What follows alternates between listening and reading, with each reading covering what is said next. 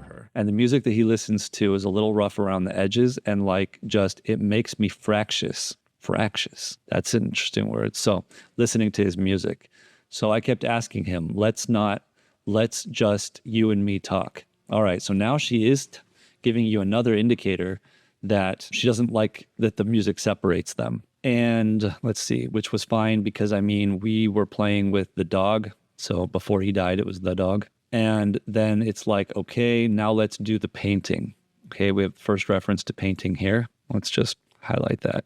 Just did the puzzle, took a break. Okay, so the puzzle went to completion. Did the puzzle, took a break. That's good for our timeline here. I hadn't marked that before, but that is good for our timeline. Let's keep going. Now let's do this. So she means the painting. Sure enough, sat down. Who sat down? Did she sit down or did he sit down? Who sat down? That's what we want to know. And that's what she doesn't want us to know. So we're sitting in there talking, laughing, talking about new movies. We're watching movie trailers while we're doing painting. So they're doing the painting and all that other stuff.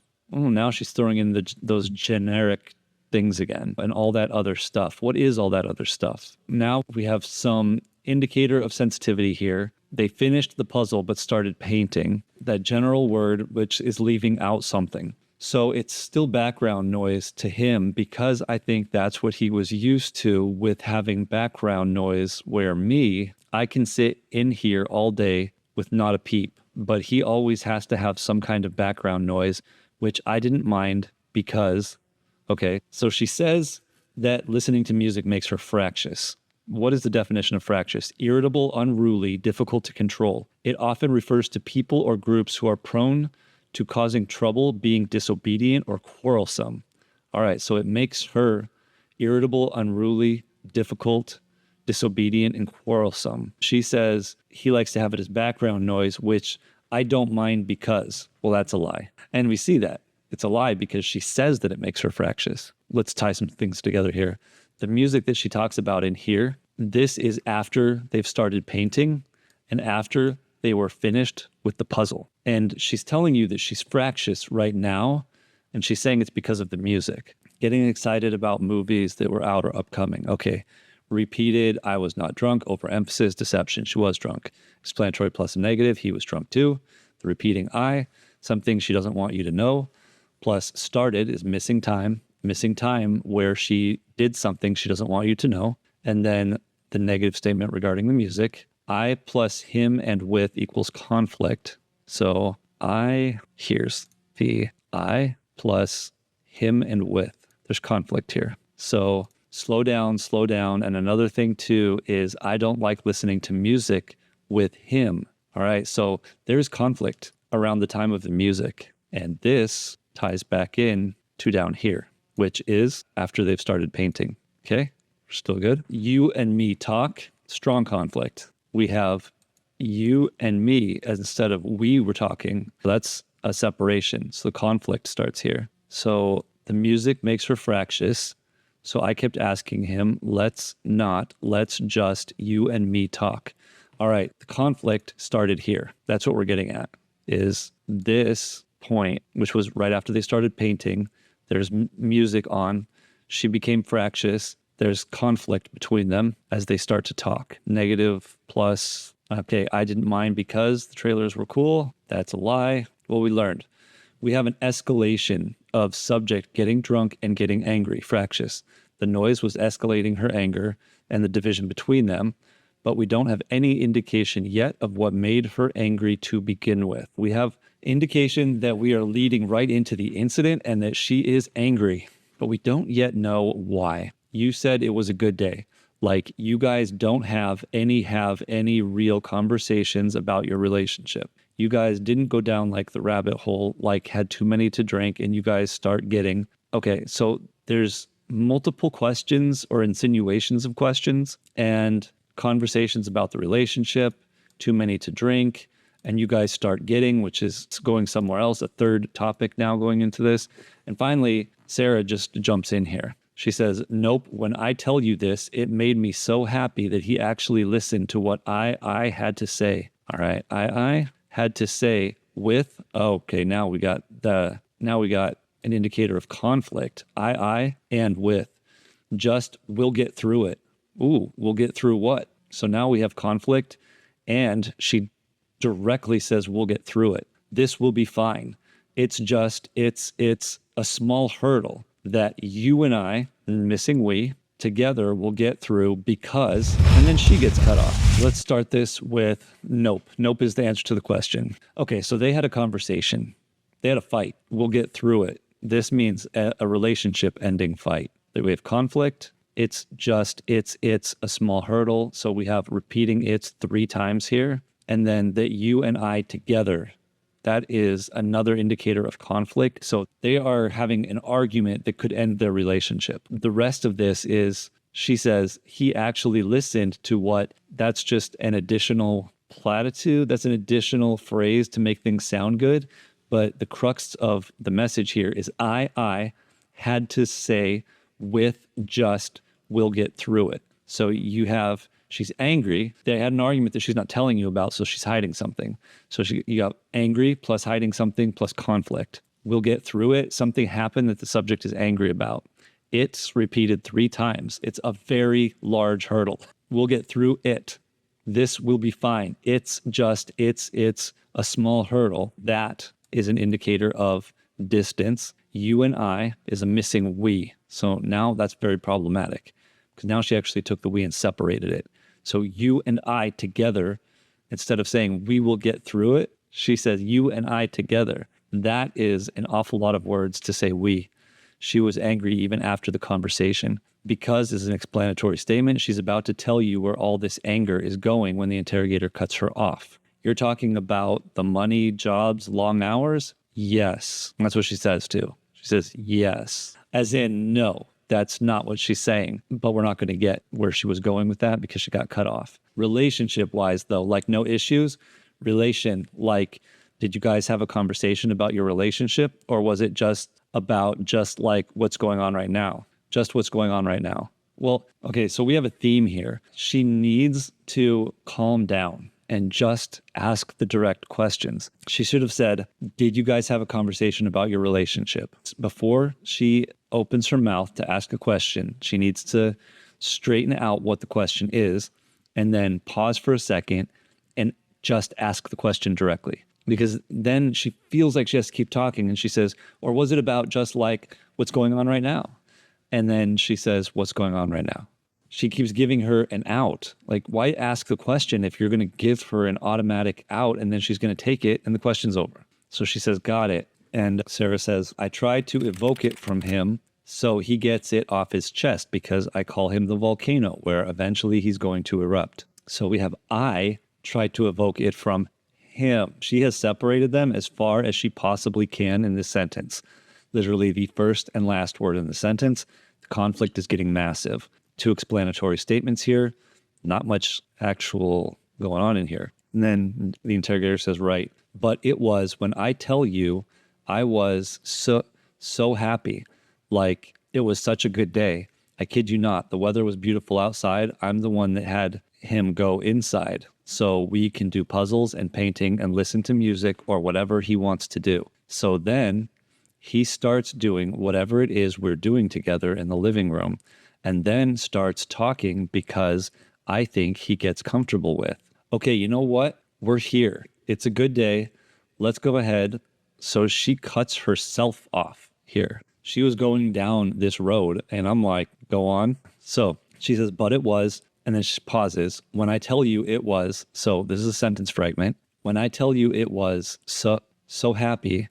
So you have this pause here and that pause is often an indicator of deception.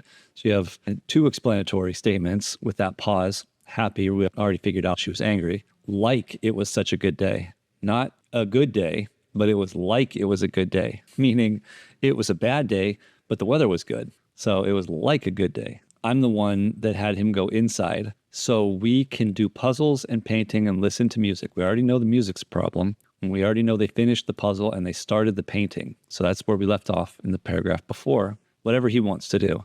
So then he starts doing whatever it is we're doing together.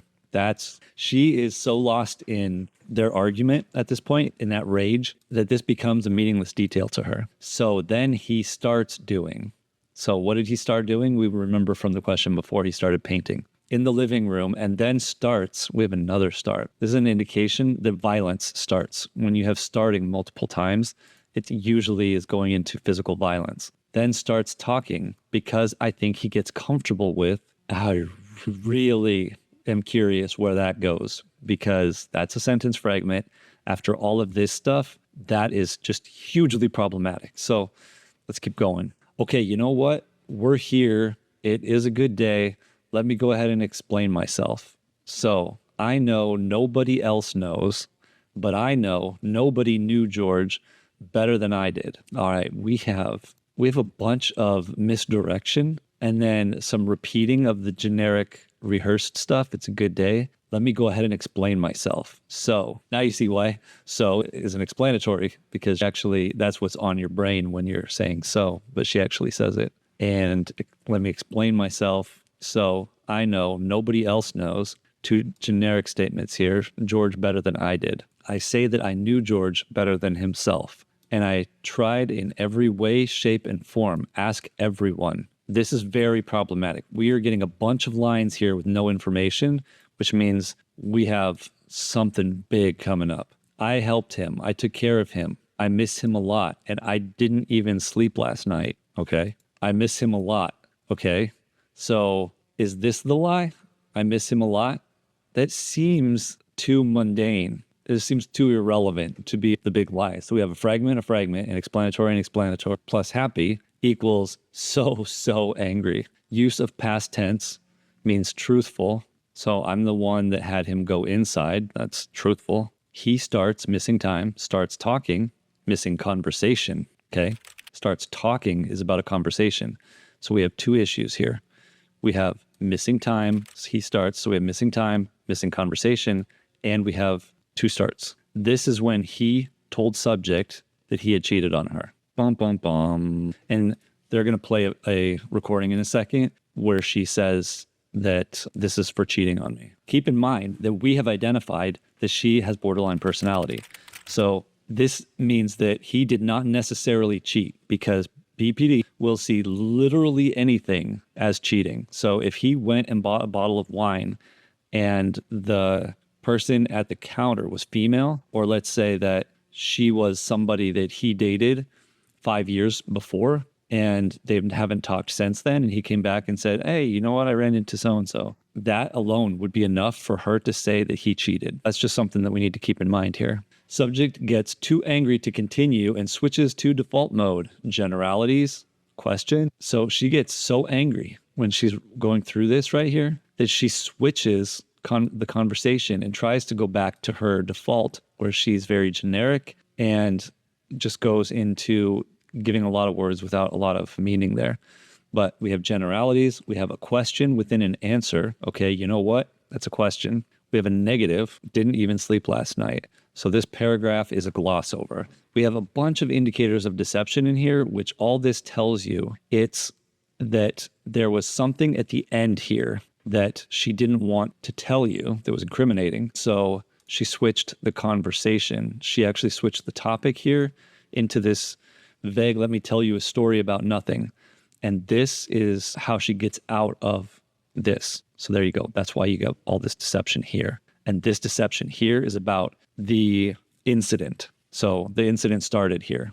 And once the incident started, she cut herself off. Let's keep going. I mean, okay, so this is what we know. Let's see what the interrogators are up to. I mean, is there any chance it got to be too much for you and you couldn't handle taking care of him? Oh, I thought they were going to say, and you killed him. And I think that's what they're insinuating here. And you couldn't handle taking care of him. And she says, I never stopped. And then, okay, so now they're talking over each other. I never stopped. And then the interrogator says, and trying. And she says, I never stopped. That's what I'm here for. I never stopped. I'm here now again. I'm still trying to help him. That is bizarro world here. I actually have no idea what this means. Killing him was to help his soul. Like, what is she saying here? She says, I never stopped trying to take care of him. I never stopped. That's what I'm here for at the interrogation, to help him. She says, I never stopped. I'm here now again. I'm still trying to help him. That's like, I don't even know. To help his soul? Like, what is she's saying that she's helping him with here. Now, you might think, oh, she's trying to be helpful with the police to find his killer. No, that's not in question here. She already admitted that she zipped him in the suitcase and woke up and he was dead. So what is she trying to be helpful with for him? What's she trying to help him with? That is just another indicator of disassociation from reality is what I'm saying. Okay, you had mentioned that you would take photos, videos, kind of like proof. Also, they even picked up on this. So it's kind of like proof. It was never used as proof. It was used more like a documentary, but she still has it. And just in general, yeah, I started documenting at one point. So again, this is way later in the interrogation. She used the exact same language. Last time she said, at one point I started. This time she says, I started at one point. So again, missing time, 2 indicators of missing time. But that was way before. This is a 3rd indicator of missing time. I think the last time that he got arrested, where he was flying off the deep end, but then I had him bailed out. I got him out of jail. Her motive is missing time. So why did she do that? She got him bailed out of jail. Again, she's the savior, but all of this missing time is her setting him up to go to jail, her getting him drunk, or she inflicted the wounds on herself, which is very common with borderlines. You'll see like a frying pan to their own face or something along those lines. Because of the way this is phrased here, because we have 3 elements of missing time, it's not 100% definitive, but this is much more likely that she is referring to herself, that these incidences are Sarah, that is not missing time from George drinking or Sarah convincing him to drink and then beating her up. So this is highly likely that this actually comes from something that she did to herself here. At some point, somebody gets enough, then they have to do sometimes defend themselves. Are those words? Like, is this English? I would just flee and I don't know. When she talks about when George gets drunk, what does she do? She says, I would just flee and I don't know. If you would like to see me on my phone, or I think it's actually on a laptop, because, and you have to understand too, I have like prior to classes and PO check them out. How many times I had him arrested? How many times? Okay, so when they are asking her if she defended herself by killing him, she changes the subject and puts the onus back on George here. That is deflection, and that is hugely problematic here. The interrogators are fishing here. This is the wrong time to go fishing. She loves these questions. She loves taking every opportunity to turn everything back on George and to make herself look good. Borderlines have created an entire reality that centers around these questions regarding her being the victim. So they are going right where she wants them to. Since yesterday, do you remember any timelines better? What time were you guys playing? He was zipped up in the luggage. What time? You went downstairs. I tell you, we started because we cleaned the house a little bit, did some laundry. I tell you, again, we got a nice fragment here. We started because it's a fragment. We got missing time. We have an explanatory statement, and we had is a sentence fragment. And then what we're left with after that is we cleaned the house a little bit, did some laundry. So what was the question again? Since yesterday, do you remember any timelines better? I tell you, we started because we cleaned the house a little bit, did some laundry. That's the timeline. Huge, massive, just straight out lie, actually. This is just straight up covering up, trying to gloss over the incident itself. And we get that because of the missing time. You started the activities around 4 p.m., you said. Yes, around 4:30-ish. And she cuts him off. You said just that it was dark when you were playing hide and seek, and I'm just curious if you remember. But when we were outside, that's where we would start. Okay, again, we got missing time. We had an awful lot of missing time in here. It's becoming very problematic. We'd start and talk about things. All right, so we already know that when they started to talk about things, that was the potentially relationship ending argument that they had. So the started to talk about things. Okay, so that's the huge argument that started outside. So we are actually starting to get together the timeline here. The argument started outside, And then eventually I was the one that had him come inside. So a conversation started, talk, things outside that made the subject angry. And then she gets cut off. So and then they decided that this was more important than what she was about to say after she's getting all riled up here. What time do you remember what time that was? Well, we went inside probably about, if I had to guess, we weren't out there too long, maybe about 6-ish. Okay, so this is extremely sensitive. We weren't is extreme sensitivity around them. We weren't. Okay, there's not deception here because she doesn't actually say anything. We weren't out too long, but she double stamps it and she uses the negative and basically just tells us that she went in, but she was angry. Then you're talking about, so there's no question here. So we're doing whatever. So she's just glossing over the fact that they're in the middle of a huge argument here. So we're doing whatever. We did it for a while because that puzzle, I don't know. All right, now we have an explanatory plus a negative. First, we start with an explanatory plus a general statement. So whatever. That's an indicator of deception. We did it for a while because I don't know. So now we have explanatory plus a negative equals deception. Now, I don't know if they took it or I saw it. So I don't know what she thinks she's saying here, but what we get is an explanatory plus a negative. Worked on the puzzle again, finished it. Okay, now this is a sentence fragment. So we have worked on the puzzle again, finished it. Okay, we get context there at least, but that is not a complete sentence. And then started to paint. So we again now have missing time when it comes to starting to paint. And painting was the time when everything started to get problematic before, and then we got off topic. So started to paint. Well, I started to listening to music for a little bit. So we have George was starting to paint and Sarah was starting to listen to music. The music and the argument was making her fractious, and George was painting. And then she double stamps started to paint. So we have missing time. And the idea in her mind of him painting is when this incident started. This is what's going to directly lead into him getting zipped into the suitcase. Can we turn the music off? No problem. Start at the top, paint, whatever. Okay, first off, we have the stuff we talked about here. And then we have missing we's. Okay, we did it for a while because that puzzle, I don't know if they took it or I saw it. Worked on the puzzle again. So we worked on it the first time, but the second time, there's no we. So they took a break to argue, and then they went back to working on the puzzle while they were arguing. And we're talking violent arguing because there's a missing we. Finished it, that's another missing we. So we finished it, and then there's a missing pronoun here. I didn't put the missing pronoun, but missing time plus a missing pronoun.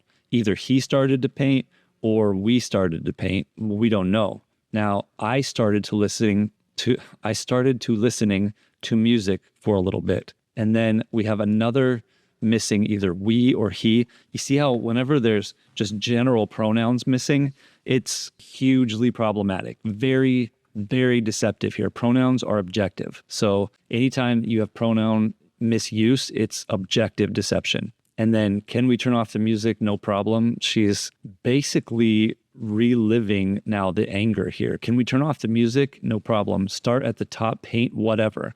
And now she is angry. So when she says whatever, we have gone into that part of her mind that is getting dismissive. The music makes her angry. We get the missing we get missing time, the general statement, missing we, the assault at the time of the murder. So missing time plus general statement plus missing we. Missing time. So we have missing time plus the general statement plus the missing time here. Start at the top, paint. So we have the missing we start at the top. We have a bunch of missing we's, but this is where it all culminates. Start at the top, paint, whatever. This is the actual crime. This is where the murder happened. Now, was it intentional or was it not intentional? Can we determine that at this point? Yes, we can. Because if it was unintentional, then she already admitted that she zipped him into the suitcase. So none of this would be problematic. She says they were playing hide and seek, but in hide and seek, you don't zip somebody else into their hiding spot and then try and find them. So it seemed like something that could make sense to her. We were playing hide and seek, but the reality of the details don't support that. So if it were truthful, she would have said, at this point, it's our sex fetish. He likes to get into a suitcase and I play the superhero and I free him from the suitcase and then we go up to bed. That's what she would have said here if that was what they did, because this entire thing revolves around, did she intend to kill him or not? And because you have all of this deception, we just proved not only that she put him in the suitcase, but she was angry. She did it on purpose. And so the interrogator says, maybe, gosh, that puzzle, we worked on that for probably a good hour and a half. And so 8-ish. Okay, that came out of nowhere, but we'll take it. So maybe was the question. And it's really obviously just a statement. Gosh, that puzzle we worked on for probably a good hour and a half, and so 8-ish. Now, this doesn't mean that they finished it at 9:30. This means that that was her sense of time. So this jumps back to before the painting, because remember, the puzzle happened before the painting. That means the earliest, so the time the murder started in her mind is probably around 9:30. The earliest that they could have started painting is around 9:30, 9:30 here. So could that be 10? Could that be 10:30? Sure. I mean, who knows when they started painting? All she's telling you is that she lost track of time, but it was probably an hour and a half after 8-ish is when you went to hide upstairs originally. So now the detective is kind of lost. No, that's when we were like painting. So we were tracking. So then it's like, okay, well, all right, you guys already know the problem I'm going to have right here. We. There's literally, am I using the word literally right? There's literally nothing more deceptive than saying we. We is changing the pronoun from the most deceptive pronoun, I, to the second most deceptive pronoun, we. So we can't, I don't want to paint anymore. Let's just come on, okay. You want to play hide and seek? Okay. What he does is tag. You're it. Was like, okay, we now, okay, take off. That's what we did. This is so problematic to her, so sensitive. Now, I want to take a moment right here. This is the murder right here. We're looking at it. So we know what's going on. The we, the switching a pronoun from I to we, the explanatory statement, the reduction in commitment statement that happens 3 times here, the fragments. Let's see. We can't. I don't want to do the whole thing. We can't. So that's when it's like, okay. So that's when it's like, okay, well, we can't. I don't want to paint anymore. Let's just come on. That's the 3rd fragment. Okay. You want to play hide and seek? That's out of the blue. Okay. What he does is tag, you're it. Was like, no pronoun here, was like, okay, we now take off. That's what we did. Okay. Like painting is not painting. And that is a deception tag. So we have, no, that's when we were like painting. So they weren't painting, they were arguing. Explanatory plus we is a change of pronoun. This is deceptive. So I don't want to paint anymore. Angry. I don't want to paint anymore, because she started by saying, I don't want to paint anymore.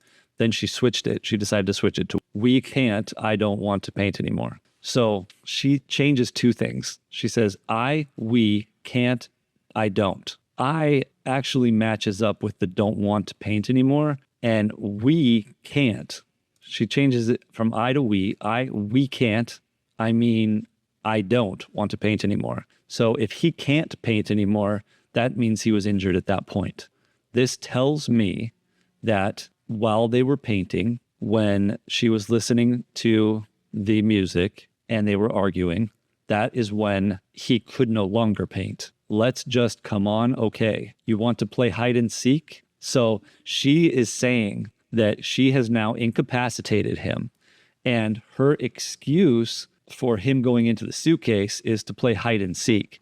But now she's saying, you want to play hide and seek? I don't know if this is some reference to maybe something that he did with another woman, or if this is all in her mind, but this came from somewhere, the playing hide and seek. It could be as simple as it's just the first thing that pops into her head of why she'd put him in a suitcase, why he would be in a suitcase. We were playing hide and seek. Or this could have something to do with something else, to him seeing another woman or something. Anyways, so we have him incapacitated where we can't paint anymore. And then let's just come on, okay. You want to play hide and seek? Now she zips him in the suitcase. Okay, what he does is tag your it was like, okay, we now, okay, take off. That's what we did. All right. We is a change of pronouns, deceptive. I don't want to paint anymore. She's angry. We can't paint because he's injured.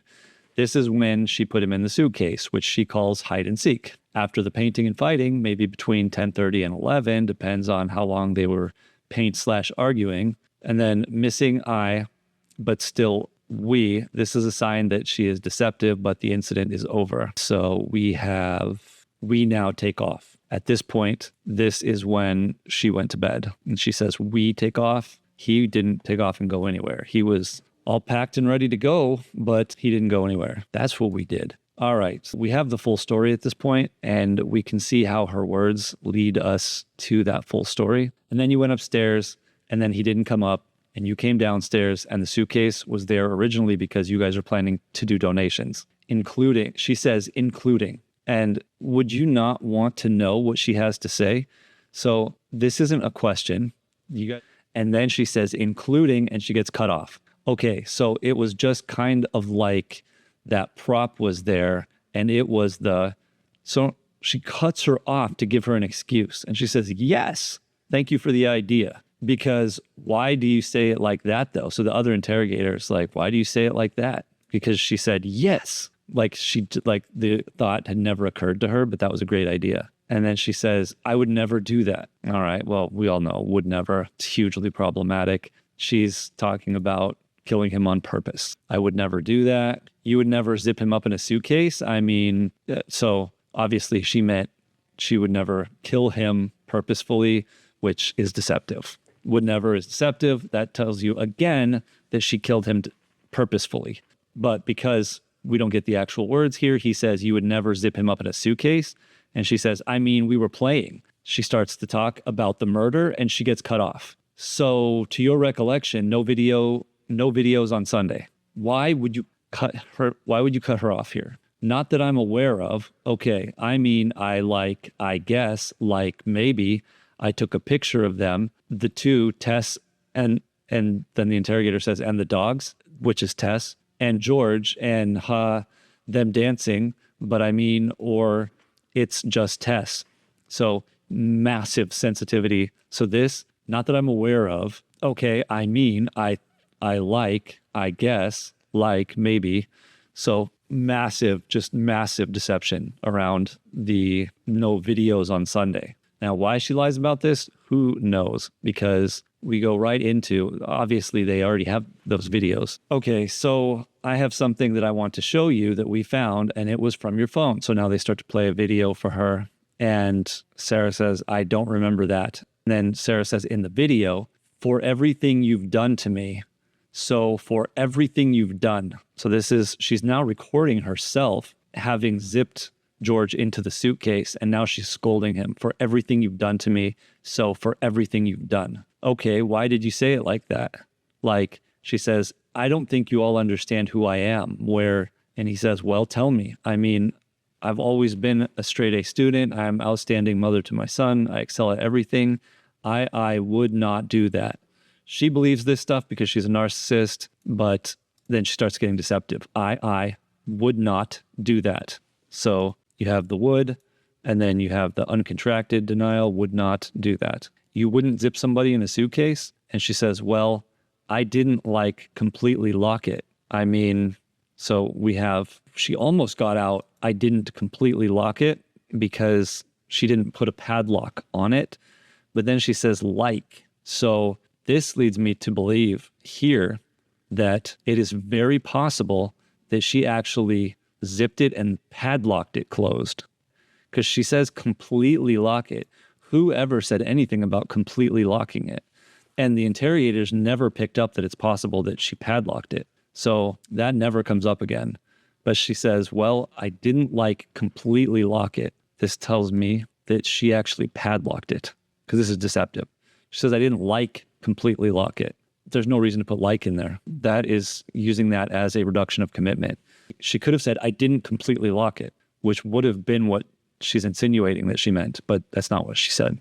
And I wasn't planning on going upstairs and going to sleep. Okay. So she says, I wasn't planning. Now, of course, that's a negative. She starts it out with a negative, and that is not in response to a question. That's an open statement because he says, okay. And then she just goes right in line with, I left enough in there for him to get out, and I wasn't planning on going upstairs and going to sleep. I would like to see more indicators in here on whether or not she was planning on going upstairs and going to sleep. She was definitely planning. She never says she wasn't planning on killing him. She says she wasn't planning on going upstairs and going to sleep. I don't know. Maybe this could be truthful. It could be a lie. We'll have to keep looking. Why are you just trying to watch this? This came from your phone. You don't want to know what's on it? All right, so here now they're playing the video. She's asking, why don't you want to watch this?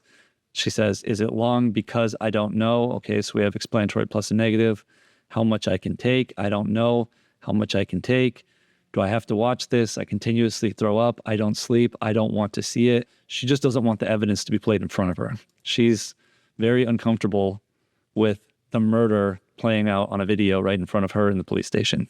That's what that's from. And then the interrogator says, 2 minutes. And then she says, on the video, for everything you've done to me, fuck you. So, like I said, this one's not that difficult. Once we get to this point, you realize, oh, they have a video. She recorded herself after she locked him in the suitcase saying, for everything you've done to me, fuck you. Okay, so interrogator says, that's you, that's your voice. And she talked over Sarah, was saying something and then said stupid. I couldn't understand what she was saying before that. And then everything in green here is George. And then George says Sarah. And Sarah says, that's my name, don't wear it out. And George says, I can't breathe in here. And she says, that's what it feels like when you cheat on me. And George says, Sarah, Sarah.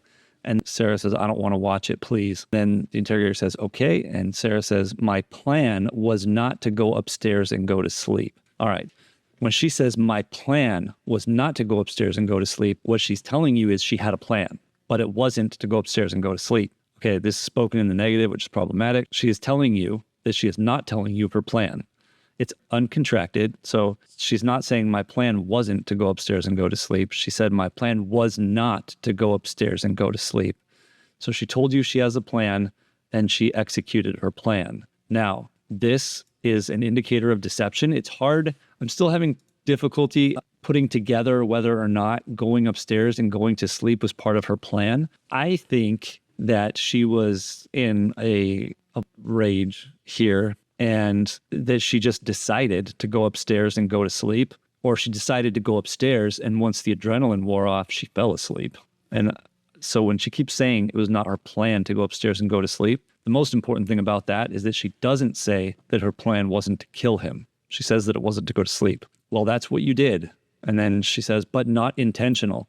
Now, this is not in reference to killing him. This is in reference to going to sleep. So missing eye plus fragment plus deception, that's not what you did is not a question, but not intentional. So this is very deceptive. But again, I'm not sure whether the deception is coming because she intentionally killed him, but she's saying also that she didn't go to sleep intentionally. This directly is in reference to going to sleep, but not intentional. So was it intentional? She might have. He's begging for you to let him out. You're laughing in the beginning of the video. And then in the end, it sounds kind of like, and she says, no, it's not malicious. Okay. It's not malicious. That's interesting here because malicious is a very specific word. So, all right. So he's begging for you to let him out. You're laughing in the beginning and then in the end, it sounds kind of like, and she says, no, it's not malicious. And then he says, well, saying fuck you. And she says, it's not malicious. But what is that? What is fuck you mean to you? Well, like he does, I get told everything, but you're a white woman. So she's saying that she gets called everything. She's insinuating that he calls her names. So she doesn't address the question at all. It's a sentence fragment, well, like he does. And then passive voice, I get told everything. So there's missing information in here. Everything is a general statement. And then there's an explanatory. So in this fragment plus a sentence, what does it mean to you? See, when the question is better, you get signs of deception here. So what does that mean to you?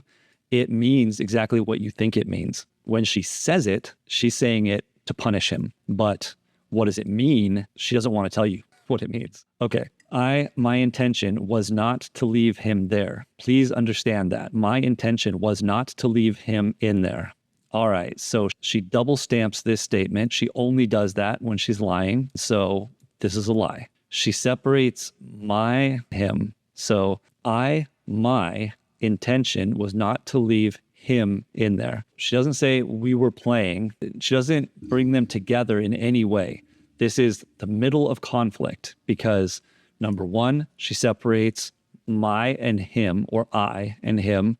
She separates them as far as she can in the sentence, and she puts the word leave in there, which is another strong indicator of conflict. So separation and conflict, uncontracted statement. My intention was not to leave him in there. So her intention was to leave him in there. She had a plan, is what she told you. Her plan was to lock him in the suitcase and leave him there. She's almost telling you very directly in here exactly what her plan was, what she did, how she executed it. So leave conflict, repeating the phrase is a huge overemphasis. So she says, my intention was not to leave him in there. My intention was not to leave him in there. She says the entire sentence twice. And then this is a lie. She did it with intent. So now we have absolute certainty that it was done with intent. Now, we can stop here because we know that she did it with intent. But there's a couple things I want to show you. So pushing up on a suitcase saying, Sarah, I can't breathe. And then Sarah says, George has done that in the past before too, where it's just like he thinks that he's woe is me kind of a thing, where it's like, all right, we're talking about the time of his murder. He's locked into the suitcase where he's eventually dies. This is his murder. And she says, well, it's like a woe is me kind of a thing. Wow. That level of apathy is a very strong indicator of intent there. So she was angry, and she's still angry at him, even though he's dead. And then the interrogator cuts her off.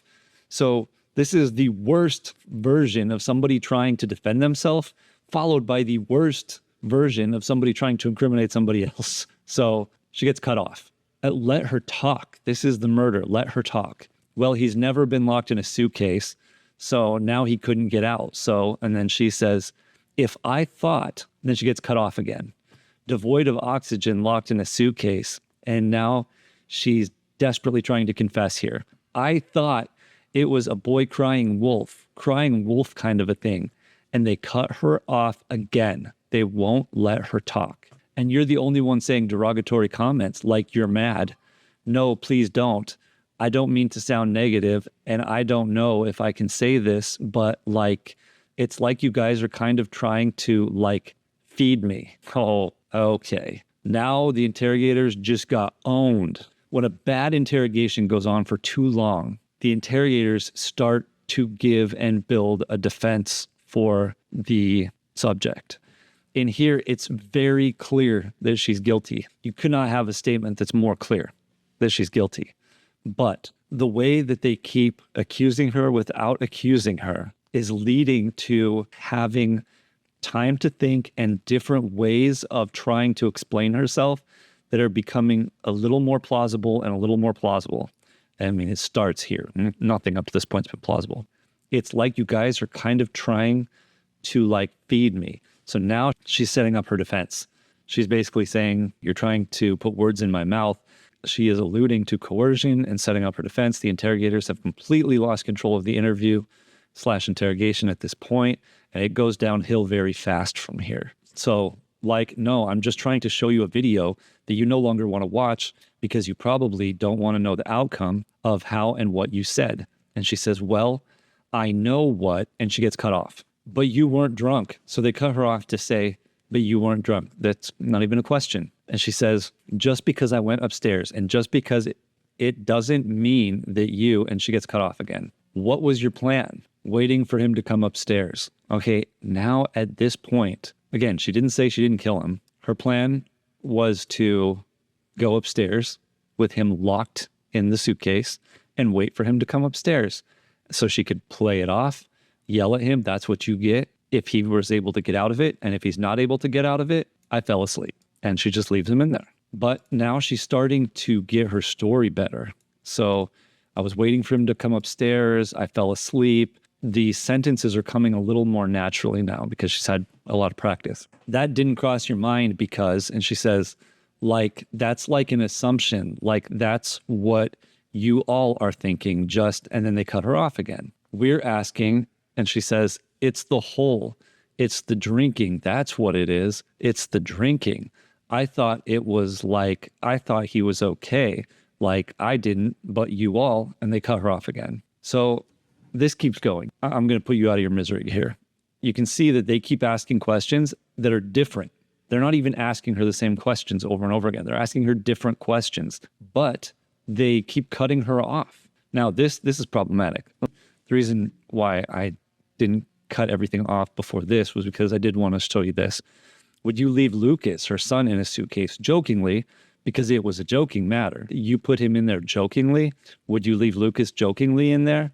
And you love Lucas, right? And Sarah says, and you, I wouldn't do that to him either. Now, I wouldn't do that to him. This can be problematic or not. I wouldn't is technically okay here because I wouldn't means past, present, and future. And they're asking her a question that is like a policy question.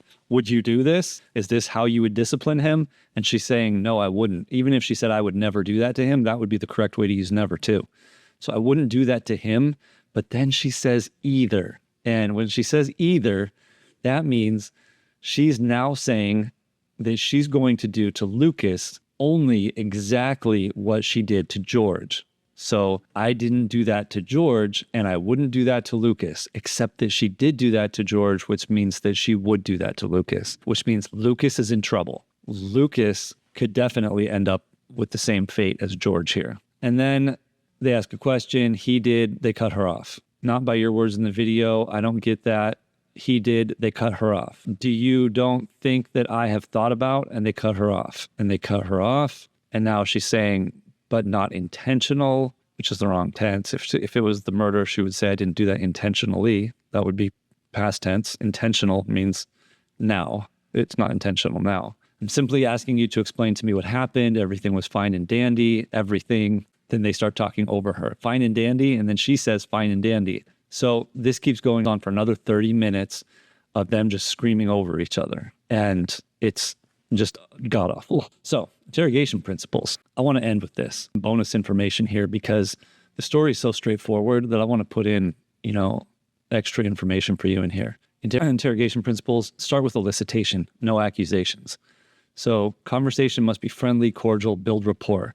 Don't go jumping into, there was marks on his face. You can't build rapport if you start out by diving right into statements that put a person on the defensive. They're not accusatory because they didn't ask a single question, but they put her on the defensive, and that was very problematic.